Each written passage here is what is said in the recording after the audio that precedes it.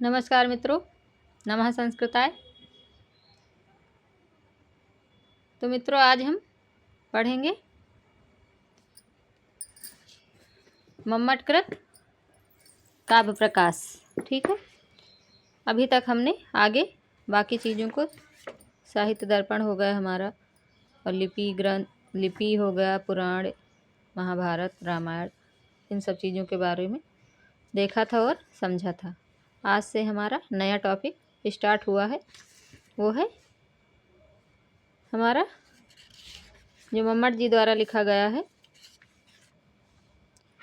वो हमारा है काव्य प्रकाश। काव्य प्रकाश का आज हम प्रथम चीज़ देखेंगे इसमें, यानी कि उनका परिचय वगैरह देखेंगे और सीखेंगे। ठीक है दोस्तों, तो मित्रों हम आज देखेंगे मम्मट जी का परिचय। ठीक है, इनकी। तो दोस्तों सीधे हम टॉपिक पे बात करते हैं, इधर उधर की बातें नहीं करते हैं। ठीक है, तो हमारा है यहाँ से, यानी कि काव्य प्रकाश। काव्य प्रकाश के रचनाकार कौन है? तो मम्मट भट्ट, और इनका समय 12वीं से आरंभ है, 11वीं शताब्दी का उत्तरार्ध। ठीक है, यह मम्मट जी का समय माना जाता है। ठीक है, काव्य का प्रकार। तो काव्य का प्रकार जो है वो है, काव्य का प्रकार अलंकारिक ग्रंथ। ठीक है, काव्य का प्रकार जो है वो अलंकारिक ग्रंथ है।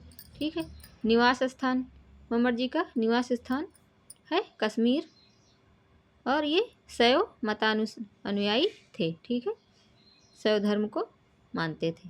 ठीक है, और इनकी उपाधि जो है इनकी, वो है वाग देवता अवतार। ठीक है, ये वाग देवता अवतार और भीमसेन दीक्षित, ये इनकी उपाधि है मम्मट जी की। ठीक है, तो आगे देखेंगे मित्रों, आगे है हमारा ये टीका।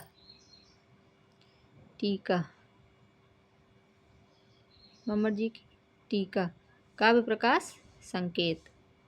काव्य प्रकाश संकेत जो माणिक चंद जी द्वारा लिखा गया है। ठीक है, और इनका जो काव्य प्रकाश है वो उल्लासों में निबद्ध है, 10 उल्लासों में निबद्ध है। ठीक है, सॉरी दोस्तों, एक सेकंड। इनका ये जो काव्य प्रकाश ग्रंथ है ये 10 उल्लासों में निबद्ध है। ठीक है, ये ठीक है, और ये इसका विभाजन कारिका है, वृत्ति है, उदाहरण है। कारिकाएं हैं, कारिका है इसमें, ये कारिका 142, वृत्ति 212 और उदाहरण है। ठीक है, अलग सूरी या अल्लट सूरी। ठीक है, ये भी इनका है। ठीक है, आगे है मित्रों मंगलाचरण, लक्षण, हेतु, कारण, प्रयोजन, काव्य भेद, ये प्रथम उल्लास में। और द्वितीय उल्लास में क्या है? विभाजन में द्वितीय उल्लास जो है उसमें है शब्द शक्तियाँ, ये शब्द शक्तियाँ, शब्दार्थ, यानी कि शब्दार्थ निरूपण। ठीक है, शब्दार्थ निरूपण।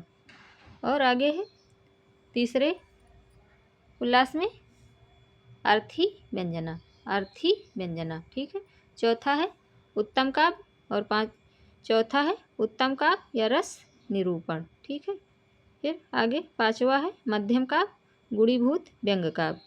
मध्यम काव्य, गुणीभूत व्यंग काव्य। ठीक, ये आगे हो जाता है काव्य दोष। ठीक है, सातवां काव्य दोष, और फिर काव्य गुण, काव्य दोष, काव्य गुण। ठीक है, फिर नवें में क्या है? नवें उल्लास में शब्दालंकार निरूपण, और 10वें में क्या है? अर्थालंकार निरूपण। ये इनका हो जाता है 10 उल्लास है। 10 उल्लासों में क्या क्या, यानी कि किस किस चीज़ के बारे में बताया गया है, ये इनका हो जाता है। ठीक है, ये मम्मटकृत काव्य प्रकाश का आज हमने परिचय देखा थोड़ा सा। ठीक है, और ये ध्वन्यालोक टीका जो लोचन की है। ध्वन्यालोक टीका लोचन की है। नाट्य शास्त्र पर अभिनव भारती द्वारा, ये नाट्यशास्त्र टीका अभिनव भारती की है। ठीक है। और व्यक्ति विवेककार ये महिम भट्ट का है। ठीक है, ये महिम भट्ट जी का है। और विश्वनाथ कृत दर्पण टीका, जो विश्वनाथ हैं उनकी जो है टीका दर्पण टीका है। ठीक है। तो दोस्तों आज हमने थोड़ा सा मम्मट जी के परिचय के बारे में देखा, इनकी रचनाएं, इनका समय, इनका ग्रंथ कैसा है, और जो ये काव्य प्रकाश है वो किसमें निबद्ध है। तो 10 उल्लासों में ये सब चीज़ें हमें बहुत ही अच्छे से देखनी और समझनी है, क्योंकि यहाँ से सीधे डायरेक्ट NTA द्वारा प्रश्न पूछा जाता है। ठीक है। तो दोस्तों ये हमारा हो गया। फिर प्रथम उल्लास आएगा। प्रथम उल्लास में हमारा मंगलाचरण है, और कारिका इसमें 122 है। इसको ध्यान सॉरी दोस्तों, कारिका इसमें 142 है। ये जो कारिकाएँ हैं वो 142 कारिका है। ठीक है। और वृत्ति 212। ठीक है। उदाहरण है, इसमें उदाहरण है। 10 उल्लासों में निबद्ध है। ठीक है। और जो काव्य प्रकाश पर टीका है उसका नाम है काव्य प्रकाश संकेत, जो माणिक चंद जी द्वारा लिखित है। ठीक है। इसको हम बहुत ही अच्छे से ध्यान रखेंगे, क्योंकि ये टीका से बहुत ही क्वेश्चन बनते हैं।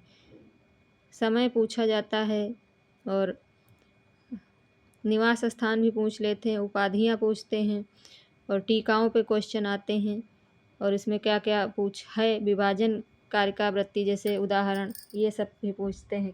और कितनी कारिकाएँ हैं, ऐसे भी क्वेश्चन बनते हैं। तो इसलिए हमें बहुत ही अच्छे से इसको देखना है और समझना है। तो दोस्तों आज हमने देखा मम्मट जी द्वारा कृत काव्य प्रकाश का परिचय। ठीक है। काव्य प्रकाश का परिचय जो हमने देखा। आगे मित्रों, आगे देखने के लिए मित्रों प्लीज़ आप कमेंट करें और बताएं कि आगे आपको क्या देखना है और क्या सीखना है। तो थोड़ा सा हमें भी उससे आसानी हो जाती है आप लोगों के लिए वीडियो लाना और बनाना। ठीक है। तो मित्रों आज हम यहीं पे समाप्त करते हैं। इसके आगे हम थोड़ा सा और कल देखेंगे।